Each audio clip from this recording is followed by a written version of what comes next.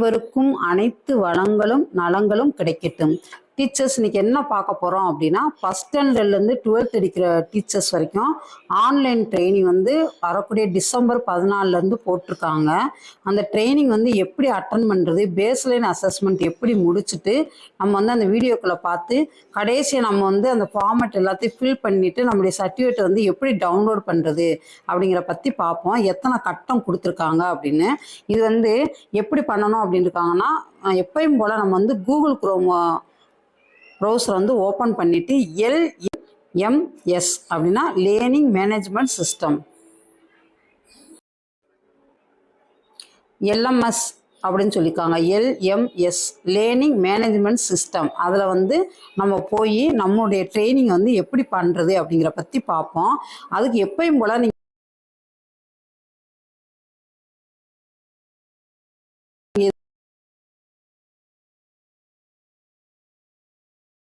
இதை வந்து நம்ம மொபைல் ஃபோன்லேயும் பண்ணலாம், லேப்டாப்லேயும் பண்ணலாம், டெஸ்க்டாப்லேயும் பண்ணிக்கலாம். நம்ம இல்லைன்னா நம்ம ஸ்கூலில் கொடுத்துருக்க நம்முடைய டேபு மூலமாகவும் நம்ம வந்து பண்ணிக்கலாம். இப்போ அது எப்படிங்கிற பற்றி பார்ப்போம். அதுக்கு எப்பயும் போல நீங்கள் வந்து குரோம் ப்ரௌசரை ஓப்பன் பண்ணிக்கோங்க.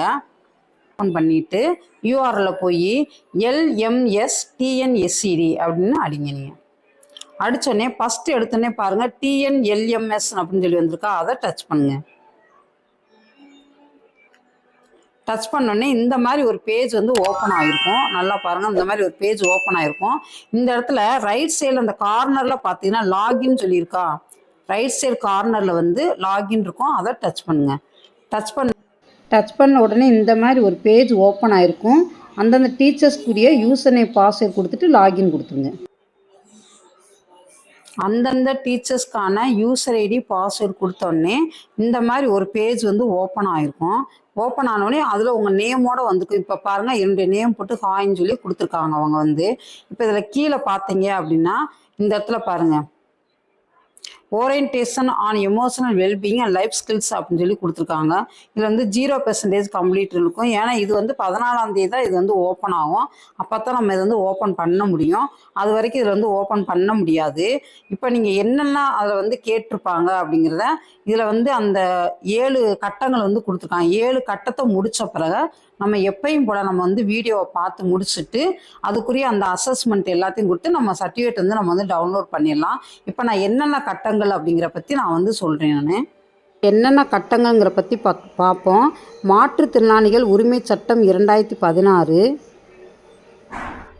21 வகையான குறைபாடுகள் பற்றிய ஒரு முன்னோட்டம், உடல் சார்ந்த குறைபாடுகள், உணர்திறன் குறைபாடுகள், அறிவுசார் குறைபாடுகள், இரத்தம் சார்ந்த குறைபாடுகள், நாள்பட்ட நரம்பியல் குறைபாடுகள், பன்முக குறைபாடுகள் மற்றும் பிற.